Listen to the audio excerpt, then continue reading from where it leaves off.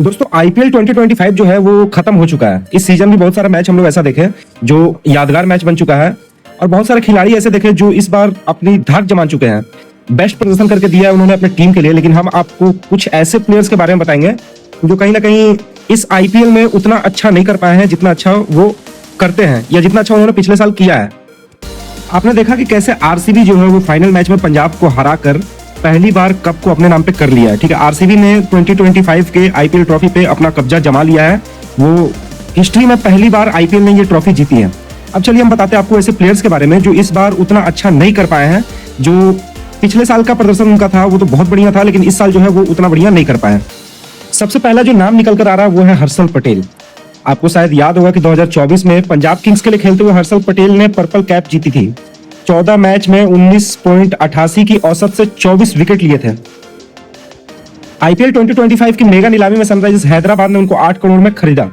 हालांकि इस सीजन में 34 साल के हर्षल पटेल 13 मैच में केवल 16 विकेट ही ले पाए और उनका औसत भी 26.88 का रहा।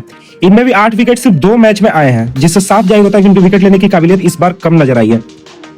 इस लिस्ट में अगला जो नाम निकल के आ रहा है वो है आंद्रे रसल का। आंद्रे रसल 2024 में कोलकाता नाइट राइडर्स के लिए 10 साल बाद खिताब जिताने में अहम योगदान दिया था। 9 पारी में 31 का एवरेज और 185 का स्ट्राइक रेट से 222 रन बनाए थे उन्होंने। गेंदबाजी में भी 15 मैच में 15 की औसत से लगभग 19 विकेट उन्होंने लिए थे।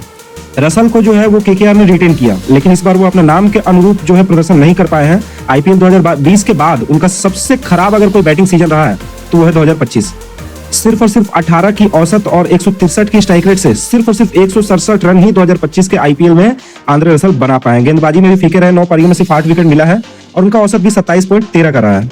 अच्छा, अगला नाम जो निकल के आ रहा है वो है ऋषभ पंत। 14 महीनों तक गेम से बाहर रहने के बाद, एक्सीडेंट के कारण जो कार एक्सीडेंट हुआ था, 14 महीनों तक गेम से बाहर रहने के बाद आईपीएल 2024 में वापसी की थी। दिल्ली कैपिटल्स को छठे पायदान पे पहुंचाया था। 13 मैच में 40 की एवरेज और 155 के स्ट्राइक रेट से 446 रन बनाने वाले ऋषभ पंत इस बार के आईपीएल में कहीं ना कहीं फीके रहे हैं। आईपीएल 2018 के बाद उनका पहली बार 2024 में देखा गया था कि उनका औसत जो है वो 40 के पार गया था, लेकिन इस बार पंत का प्रदर्शन जो है वो बहुत फीका रहा है। 14 मैच में सिर्फ 269 रन, 14 मैच में सिर्फ 269 रन, वो भी 24 के औसत से। और स्ट्राइक रेट भी देखिए 133 का स्ट्राइक रेट सिर्फ है। ठीक है, अगर आरसीबी के खिलाफ लास्ट मैच में वो सेंचुरी नहीं आई होती तो आंकड़े और भी ज्यादा आपको खराब देखने को मिलते हैं। इसके बाद बात करते हैं वेंकटेश अय्यर का। वेंकटेश अय्यर को आईपीएल 2025 के मेगा ऑक्शन में केकेआर ने 23.75 करोड़ में खरीदा, जो कि अनएक्सपेक्टेड था।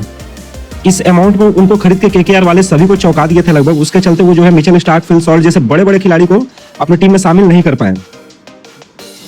अगर देखा जाए तो वेंकटेश अय्यर ने पिछले साल के क्वालिफायर 1 और फाइनल में अर्धशतक लगाए थे। शायद इसलिए केकेआर फ्रेंचाइजी उन पर उतना भरोसा दिखाया। वेंकटेश को आईपीएल 2024 में 15 मैचों में 46 की औसत और 158 के स्ट्राइक रेट से 370 रन बनाए थे, लेकिन इस बार उन्होंने 11 मैच में सिर्फ और सिर्फ 142 रन बनाए हैं और 142 रन बनाने में भी उनका जो औसत है वो गिर के 20.29 पर रह गया और स्ट्राइक रेट सिर्फ और सिर्फ 139 का रहा। हैरानी की बात तो ये रही कि इस सीजन में एक भी ओवर गेंदबाजी करने को नहीं मिला उनको। सीजन के आखिरी कुछ मैचों में टीम से बाहर कर दिया गया था उनको। तो ये थे दोस्तों कुछ प्लेयर्स जो आईपीएल 2025 में उस लेवल का प्रदर्शन नहीं कर पाए हैं जिनके लिए इनको जाना जाता है या जिसके लिए इनको पैसे मिले थे इस बार। जो कि मतलब कहा जाए, अगर ऋषभ पंत को देखा जाए तो आईपीएल हिस्ट्री में सबसे ज्यादा पैसा मिला उनको, सबसे ज्यादा महंगा बिके हैं।